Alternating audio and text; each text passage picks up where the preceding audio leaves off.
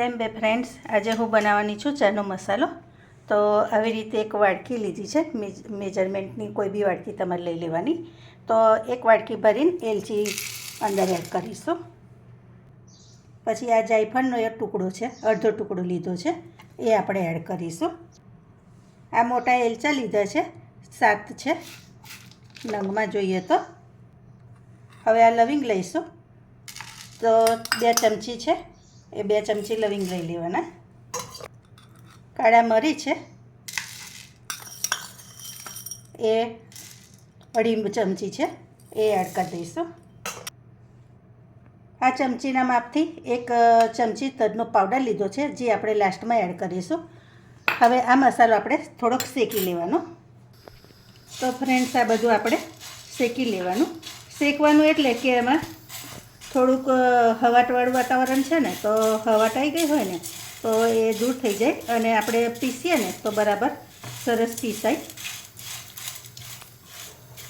આને આપણે બારી નહીં કાઢવાના, એને શેકાવા જ દેવાના. ખાલી એમાંથી વરાળ નીકળે ને એટલું આપણે શેકાવા દઈશું.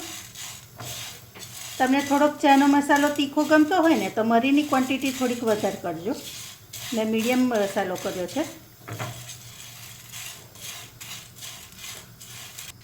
તો તમે જોઈ શકો છો કે અંદર વરાળ આવવા માંડી છે. આટલી વરાળ આવે એટલે આપણે બંધ કરી દેવાનું અને હવે એને બીજામાં કાઢી લેવાનું. આવી રીતે બીજામાં કાઢી લેવાનું એટલે એના કુકિંગ પ્રોસેસ રોકાઈ જાય, નહીં તો મસાલા બળી જાય. હવે આપણે એને ઠંડા થવા દઈશું. હવે આપણા મસાલા ઠંડા થઈ ગયા છે. હવે એને મિક્સરમાં એડ કરી દેવા, કપ મિક્સર જારમાં એડ કરી દઈશું. હવે આપણે આને પહેલાં પીસી લઈએ. હવે આપણે આવું પીસી લેવાનું. આ દરદરું પીસાયું છે. હવે એમાં 1 ચમચી ગંઠોડાનો પાવડર, આ તજનો પાવડર છે 1 ચમચી,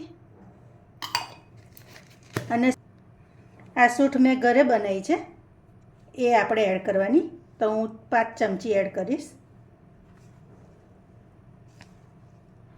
સૂંઠ નાખવી ખૂબ જરૂરી છે, એનાથી એની ફ્લેવર વધારે સરસ આવે અને ઘરની સૂંઠ હોય ને તો વધારે સરસ. હવે આપણે એને એક વાર પીસી લઈએ. હવે જો આવું પીસાઈ ગયું છે, હવે આપણે એને ચારી લેવાનું. તો જો ફ્રેન્ડ્સ, આપણી ચાનો મસાલો તૈયાર છે. અને તમારે એને કાચની બોટલમાં જ રાખવાનો. વધારે બન્યો હોય તો મોટી બોટલમાં ભરી લેવાનો અને રોજ રૂટિન માટે આવી બોટલમાં રાખવાનો. તો તમે એકવાર આ રેસીપી ચોક્કસથી ટ્રાય કરજો. નવી રેસીપી સાથે ફરી મળીશું. Thank you.